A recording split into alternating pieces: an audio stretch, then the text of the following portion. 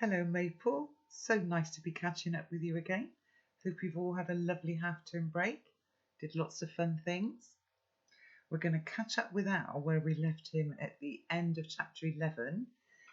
He was making a list of the things he either remembered or knew about his dad, and he could only remember 9, but it doesn't matter. So here we go, chapter 12. Look, put yourself in my shoes.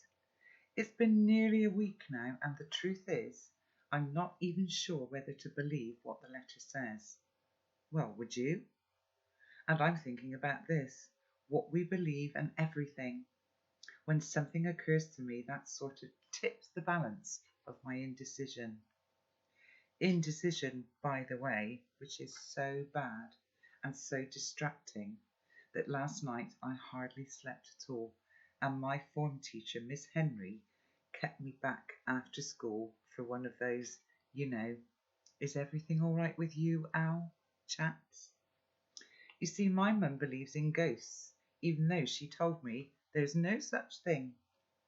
I've started to think about it now because of the letter from my dad, and because I've been thinking about it, I've remembered all this stuff from a book that I once tried to read called 2001: A Space Odyssey, which everyone thinks is just a film, but it's actually a book as well.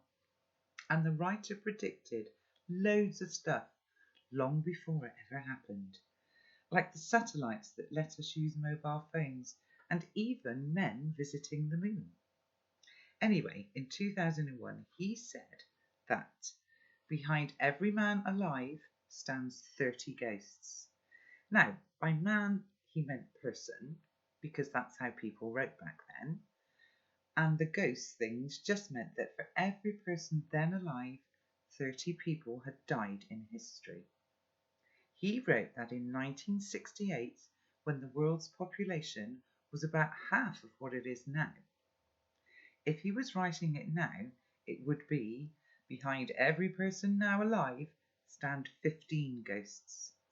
That means that more than 100 billion people have died on Earth since humans began, which is funny because that's the number of stars in the Milky Way, according to my dad.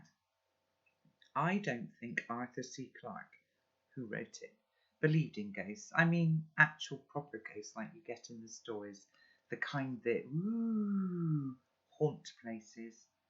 Dad didn't either. He told me so. Actually, what he said was that he thought it was stupendously unlikely. That's what he used to say about things that he thought weren't real, but also that no one could prove. Stupendously unlikely. I like it. It's a cool phrase. Like, you can't prove that ghosts don't exist, can you? All you can say is that it's stupendously unlikely. Mum wasn't so cautious though.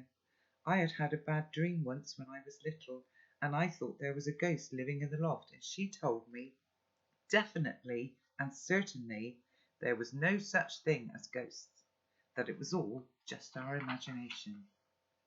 So I grew up not believing in ghosts.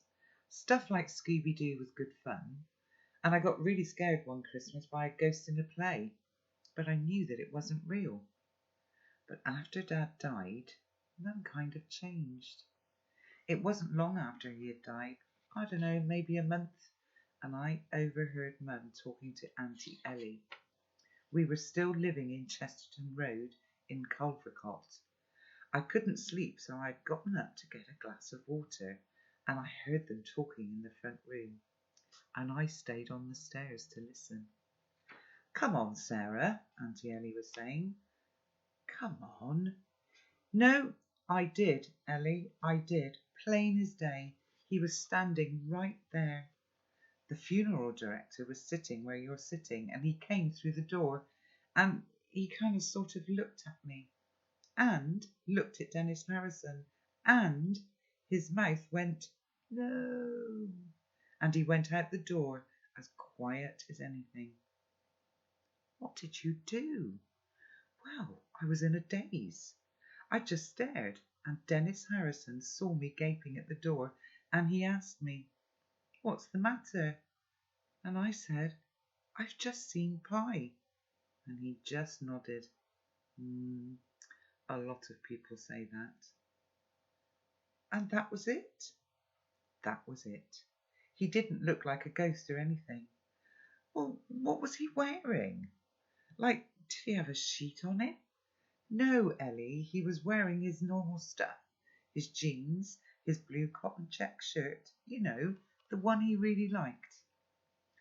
Listen, honey, it's a very stressful time, I think. Ellie, don't tell me I was imagining it. It was real. He was there. He was right there.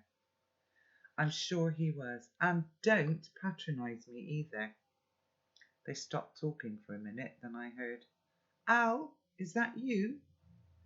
By the time Mum came out to check, I was back in bed. I still don't believe in ghosts. But what if Mum hadn't seen a ghost? What if she had really seen Dad, only that Dad was a ghost from the past? In other words, what if Dad had travelled from a time before he was dead to a time after he was dead and accidentally turned up while his own funeral was being planned? I know, stupendously unlikely. But it all pushes me further towards the decision I know I have to make, even though I still don't know how I'm going to get from Blythe to Culvercott at night. I'm going to do it. I'm going to follow my dad's instructions and travel in time. I'm not sure it's a good idea, and I'm still not. Sounds very exciting. Right, well, I will catch up with you again tomorrow, Maple. Like I said, it's really lovely to be back sharing our book together. See you tomorrow. Have a lovely evening. Bye for now. Bye.